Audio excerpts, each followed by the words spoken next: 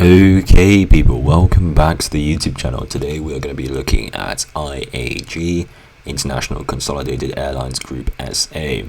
Now, sometimes this stock is listed as IAG.L, IAG.SA, but the ticker on TradingView is IAG.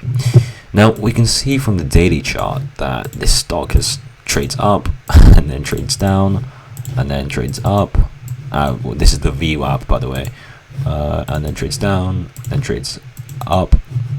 This is today. The trading day hasn't actually finished yet today, but we can see we've had a massive drop today. We can see that we've had a massive drop of about from the very top down to the very bottom. Whoops, my bad. Price range. Shit, that was my bad. We can see that we have from a price range from the very top to the very bottom, 4.57%, but a net change of 3% roughly today. Now the session hasn't ended, but I feel like it's stuck in consolidation. No, I don't feel like it is stuck in consolidation. For the rest, it's not moving at all. And we can also see that it is below the VWAP, meaning that that is a bearish trend in effect. The RSI is also touching the 70 line. Sorry about the laggy computer. It is touching the 70 line, which means that a pullback is due. And even though it is at such a low price right now, it's still going to keep on going down, even though it's at such a low price. The RSI is at touching 70, so I am expecting a bit of a sell-off, bearish pattern.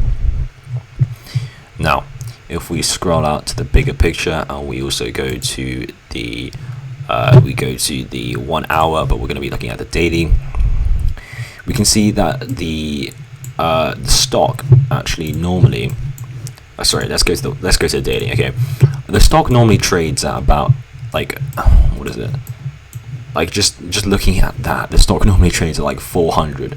Now, logically, anyone would see that this stock is at a massively discounted price at 156.95 right now. I mean, all of this was just because of this massive drop because of COVID. All the way dropped about 68%. Now, IAG is the holding company for British Airways. Now, a lot of people know what British Airways is. A lot of the British people and UK people will know what British Airways is. It's one of the most renowned companies. A lot of people trust it. I mean, when the COVID pandemic ends, of which it will end, it's not going to happen for the rest of our lives, even though we think it might. When it does end, people are going to start traveling again. And when people start traveling again, the price is going to increase because, well, people are going to gain more in insurance that the travel companies aren't going to go bankrupt. Now, I really do doubt that. The only reason for this massive sell-off is because people thought that British Airways was going to go bankrupt. Now, that's one of the most absurd ideas I've ever heard. British Airways is one of the biggest companies, literally, in the UK. So, going bankrupt literally isn't an option for them. And we can see it was on an uptrend before. It was on an uptrend. It was on an uptrend before COVID pandemic hit. So once it does recover, I'm expecting it to go back to 400. Now, if you invest now, we're at 150. That's almost like 2.5 times gain, like 3 times gain, 3 times gain just by holding it for 1 or 2 months. So not a long-term trade, but like a swing trade. But a lot of people do say that the stock finishes flat at the end of the day. We can also see that there has been consolidation here with a small bearish tinge.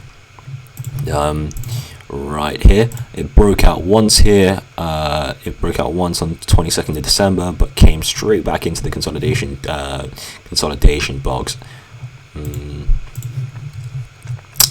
This was a recovery, and then we see the RSI is pretty balanced right now. It's not hovering between 7. It's not touching 70. It's not touching 30. It's hovering between. So we see that the balance between buyers and sellers is pretty balanced right now. There's a lot of enthusiastic people thinking this is a deal, and a lot of unenthusiastic people thinking this is an absolute crime to be still existing on the exchange because they think it's going to go bankrupt. But yeah, that is my analysis. If it does go back up,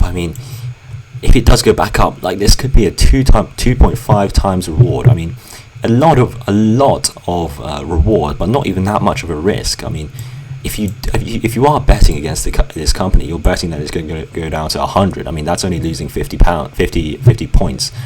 But a lot of reward if it does recover, which I do think it will. It will recover to about 400, which is right here, which is a lot of reward for a very low risk investment. If you guys did enjoy my YouTube video on IAG, please do consider subscribing, and please do hit the thumbs up button if you did enjoy. Thank you guys. Peace out.